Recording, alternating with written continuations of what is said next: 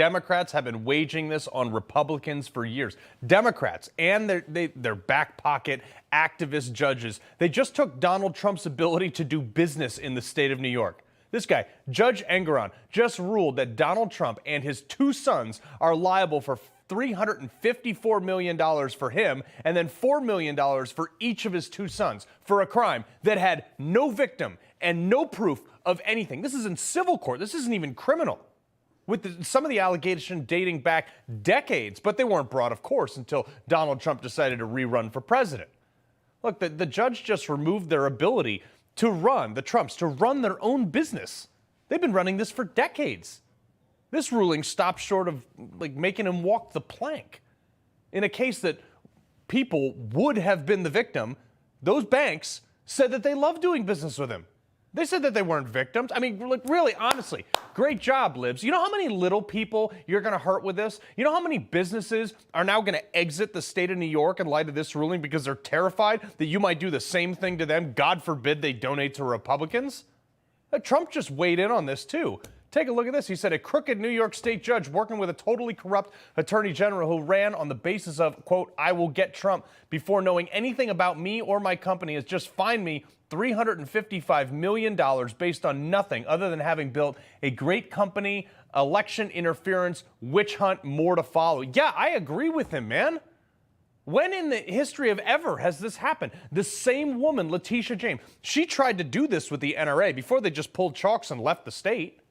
This is the first time a ruling like this has ever happened. I mean, we looked at hundreds of these cases. There is no victim and no reported loss. This is the first time it's ever happened with those terms.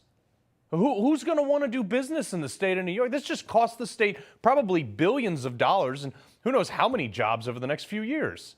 Sure, it won't survive on appeal probably, but it accomplished its immediate goals. Regardless of the Trump outcome, it cost Trump money. It took him off the campaign trail. It created a headline for people that don't really follow the news that tightly that they can throw in their face. It created a lot of stress, albeit he copes with it far better than I would.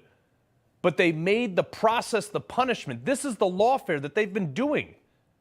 In what world can you take someone's business? This shouldn't be here in America. It's what you do in communist countries. Democrats have gotten insanely drunk with power in their little blue enclaves with it. You know, it's time to check that. Which leads me to the second half of this, the disqualification hearing of Fani Willis today. This is the first time in any significant manner whatsoever, Republicans have actually flipped lawfare and used it against the Democrat. And good job on one of Trump's co-defendants down there in this RICO case in Fulton County, Georgia, for bringing this out. It's working. Fani Willis was in the hot seat yesterday. Her family was in the hot seat today. And she may be removed from this case, which could lead to this entire RICO charge in Georgia getting thrown out. If they didn't bring this information to light, this case would have been fast-tracked for a Trump conviction in Georgia, probably, of which he probably wouldn't be able to pardon himself because it's a state crime. But let's look at this as a starting point. Republicans, and I need you to pay attention to here. All you waffly Republicans down in D.C., listen. You need to apply this same level of scrutiny to every prosecutor, every witness, and anyone else who's ever involved in engaging in any lawfare against any Republican ever. We got to be on the same page here, just like this case did to Fani Willis. You saw how stressed out and how much she freaked out on the stand yesterday. You want to level the playing fields, you got to make these prosecutors, you got to make these judges have some skin in the game because they don't want to put their butt in the hot seat. Fani's appearance yesterday was so much of a disaster that her own state, her own lawyers, didn't call her back as their witness. Instead, they called her father to, and I guess to lend credibility to her. And as I'm walking around the newsroom here at this network, some people in this building today were like, it almost worked. They were like, oh, wow, this was calculated. You know what this guy does for a living? I'm working on a documentary, and I'll be in California until I finish the documentary if we don't have another actor strike and we don't have another writer strike. He's an actor. His sole job is to make people like him. And in this case, to empathize with Fani. Again, this is what the left does every time. This is their strategy when you flip the legalese on them. They make everything social and emotional and try to take it away from the issue at hand, which in this case comes down to the simple question: why did they not disclose their relationship and what was the actual timeline of it? That's all. And when Democrats like Fani Willis do get called to the facts and the hot seat, they try to make it with this stunt. They want to put Fani Willis's father on the stand, who made this whole trial into a sympathetic social trial and not a legal or ethical one.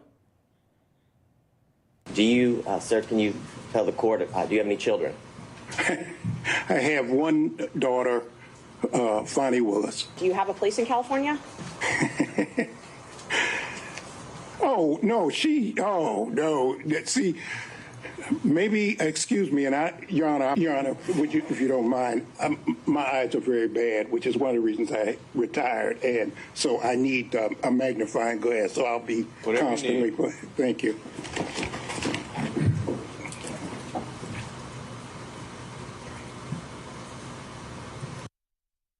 It's such a joke. I saw some people actually falling for this act. I had to ask, do you know who this guy is? According to multiple sources, including the New York Times, New York Post, and even History.com, they say John C. Floyd III, Fannie's dad, was the founder of the Los Angeles Black Panthers who dated Angela Davis. The Angela Davis. FBI most wanted list, Angela Davis. Wanted for kidnapping and murder, involved in a literal insurrection, the armed takeover over a California courthouse. I mean, to be fair, I'll note, she was acquitted after years on the run, but they put her boyfriend, Fani Willis's dad, on trial to talk about credibility? Yikes. The same guy called the police an occupying army that was, quote, nothing but trouble. He also called a white politician in Texas a Texas cracker. And even suggested that Malcolm X was assassinated by the CIA. This is all according to public sources, folks. This is the guy that raised Fani, the woman who's going after the former president of the United States, who she says she talks to multiple times a day. Could that be why she hates Donald Trump? Could that be why she brought this case? Think about that.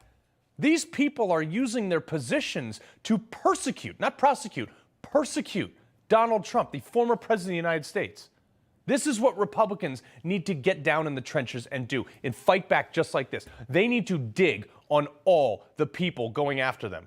And I can almost guarantee you will have scenarios just like Fani Willis. And don't just go after them on credibility. No, you got to go after them in the legal system, just like they do to Republicans. Adam Schiff, he knowingly lied to the American people for years about Russia collusion. Look, you can see evidence in plain sight on the issue of collusion, pretty compelling evidence. Now, there's a difference between seeing evidence of collusion and being able to prove a criminal conspiracy beyond a reasonable doubt. Republicans expelled a member of their own party for lying about, like, what, his income, George Santos, and this guy has no charges, Adam Schiff. Where's a Republican attorney general on this? I mean, someone, anyone. Adam Schiff lied about privileged information that threatened national security and relations with our allies. That guy should be buried under the jail. But no charges there. But they will charge an FBI informant that allegedly gave fake information about the Biden's payout in Burisma. He was arrested this week in Vegas, because that's not fishy at all, right? How about Hillary Clinton? Not only did she have a classified server in her basement next to, like, her mop, she funneled knowingly false information that is arguably more damning than that recent FBI informant ever did. What she did was 1,000 times worse than what Judge Engoron just sentenced Trump with. Hillary's little stunt cost taxpayers $40 million that we know about with the Mueller probe. Anyone want to sue her to recoup that money? Letitia James, I mean, hey, Hillary Clinton is a New York resident. Maybe you want to look in. Oh, no, she'll never do that because it's a partisan hack. Where's her arrest? Anyone want to take that case? No, because Republicans are not willing to wager the same level of lawfare that Democrats are. Look, I don't want to hear another attorney general say, oh, well, you know, that won't pass legal muster. Who cares? Make them pay the lawyer fees anyway. Then write the same headlines that all these left-wing rags do, insinuating because they've been charged with it, they obviously must be guilty with it. I mean, that's what they're doing with Trump. Then we go as Republicans, then raise money on it, then hire more lawyers to do the same thing that this stupid Project 65 is doing, where they file bar complaints against anyone who will dare defend their political opponents. That's what they're doing to Republicans, and Republicans should be doing the exact same thing back to them. You want to level? Watch how fast the Democrats come crawling back to Robert's Rules of Order when Republicans start doing that. Democrats have accused Trump of a bazillion totally erroneous charges in deep blue friendly courtrooms, and then they run this campaign about how bad he is based on all their BS allegations. It's time to fight fire with fire.